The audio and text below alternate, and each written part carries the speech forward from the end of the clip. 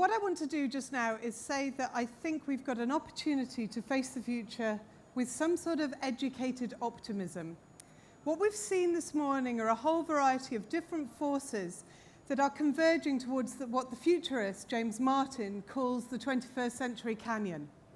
His argument is that over the next 20 to 50 years, we're going to be facing significant disruption, potential breakdown, and then hopefully a shift towards transition. Hopefully a shift towards a different sort of society and a different sort of organization.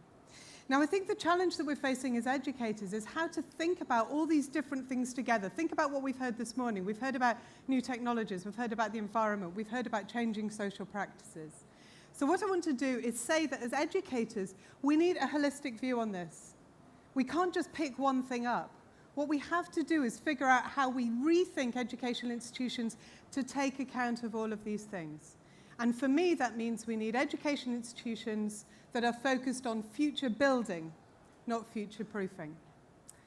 So I just want to recap the challenges that I think we're facing, the sorts of things that are going to build into the 21st century canyon.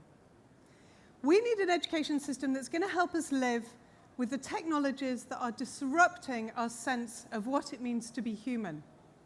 We're able to augment ourselves. We're able to connect ourselves with other people. We're able to, as we were hearing earlier, turn ourselves into molecules.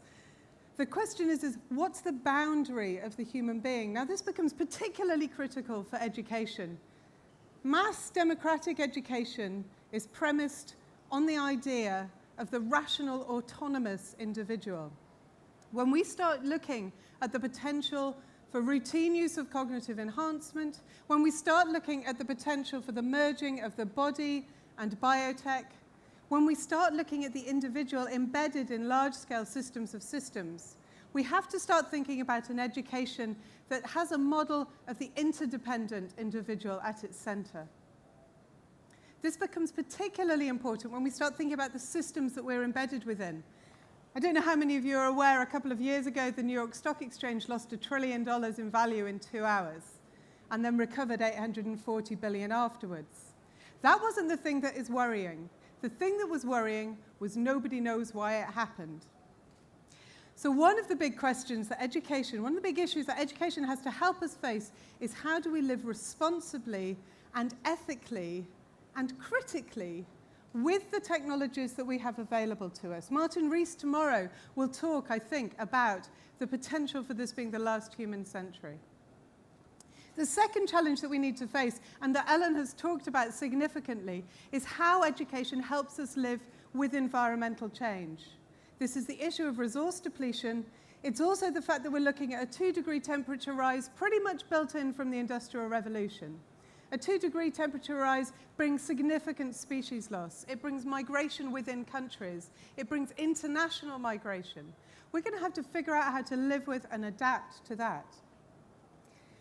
The third big challenge that we're facing in education is around how do we cope with living with a different sort of population makeup.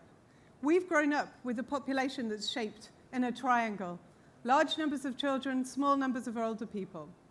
What we're looking at is a shift towards a very different population structure, and we're already seeing the cracks emerging around the edges. We've got government ministers here setting, if you like, the baby boomers against young people. We can see what's happening in terms of lack of access to public resources. In Sweden, we've got the first political party that, if you like, is allying itself with a particular age group, the Pirate Party. In Germany, we have the Center for Intergenerational Justice, trying to figure out how we negotiate the different demands and needs of different age groups. If the intergenerational contract that we've grown up with breaks down, we are really in trouble. We have grown up with the assumption that we socialize our care for the young and for the old. If we get into a position of generations simply fighting each other for the resources, simply privatizing that responsibility, we're not looking at a particularly desirable future. Now, the fourth thing that we need to think about is how to build real economic resilience. We've had a lot of talk about moving into creative new digital technology, jobs and employment, but the reality is the last 20 years have seen a significant transfer of wealth from the poorest to the richest. the last 20 years have seen a significant polarization of employment, to the point where there is international competition for an ever-shrinking pool of small global talent, where there is middle-class fragmentation, polarization, casualization, where there are larger numbers of low-paid work, low-paid employment, and where there are significant numbers of people who are now in their third generation of unemployment. So what we need to start doing is also saying, what's an education system that builds real economic resilience? And this may be an education system that starts talking about the things that exist outside money, the things that exist outside the formal economy.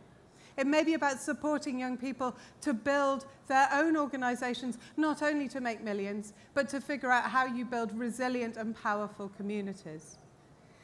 So the challenge that I think is facing us is how to build not a school that tackles one of these things, but to rethink, if you like, these underlying challenges in a new model of education. We need schools for what Henry Giroux calls educated hope, or what Erica William calls non-stupid optimism. And I think it's quite important to distinguish between the sort of stupid optimism that goes, la la la, it'll all be fine, and the sort of non-stupid optimism that looks clearly at the challenges that we're facing and figures out how we're going to work our way through that. So we need schools that can support students and communities to understand the causes of the 21st century Canyon, to imagine creatively, as Ellen talked about a moment ago, the alternatives that we might see, and to begin to build them in and with their local communities. And I have to say, I don't agree that distance has disappeared. I don't agree that place no longer matters simply because we have new technologies. The new environments, the new sorts of organization that we need to build are likely to need to be from the bottom up. One of the most important challenges that education still faces is what is its relationship with its local community. So we need future building schools. We need a resource for action and change today. Now, how do we get there? For me, I think there are two things that we have to do. We need to recognize that schools actually are powerful. Schools are massively powerful places. If they weren't, government ministers wouldn't mess around with them so much. Schools are hugely powerful. And the second thing is that we need to recognize the powers of young people and start to build those. So let's start with this issue of recognizing the power of education institutions. If you look at the studies that have been done in North America by a guy, particularly David Baker, who has documented the historic impact of mass education, the values, the cultures, the ideas of mass education have shaped our international institutions. So in aggregate, schools can change the world. The second thing that we need to bear in mind is that schools are powerful local institutions. Now, if you wanted to start a revolution, wouldn't it be handy to have a whole set of organizations that you could find in every single community that had land, that had buildings, that had experts in them, that had people who were interested in rethinking and changing their environment? Well, that's what we have with our network of schools. We've got schools as one of the last public spaces. These are one of the last spaces that people care about and where you've got people who are really prepared to rethink their environment. Now, this image here is a picture from 1939 of Impington Village College. We need to remember that there are precedents for this sort of thinking about schooling. This is not the first time people have thought about this. The second thing is that I think we need to recognize and develop students' powers. Anybody who doesn't think children have some sort of identity, this is my niece Amelia. I'd like you to see just the extent to which she will take you on in any sort of argument. So what I think we need to do is recognize that children and young people are already social actors. Historically, what we decided to do was we decided to protect young people from going down the mines, from going up chimneys, and we developed schools as institutions to protect them from the world. And in order to justify that, we told this story, which is that they can't really act in the world. We need to keep them safe. Now, one of the things that we need to be clear about is young people are already acting in the world. Older siblings bring up their younger brothers and sisters. Children, large numbers of children have some form of paid employment. Children are already consumers. Children are setting up organizations and activities that are changing the environment that they live in. The other thing that we need to recognize is that we are now at the point where data is going to be available in the hands of young people. We have the shift towards open data cities. That means that all the public data in any local environment is going to be publicly available and usable and open to critique and analysis. We've got the growth of sensor-based cities, where we've got sensors being embedded in the roads and in the buildings that are producing data about the environment, about particulates in the atmosphere, about noise levels. All of this data starts becoming available to young people to critique, to ask questions about the environment they're living in, and to start to model alternatives.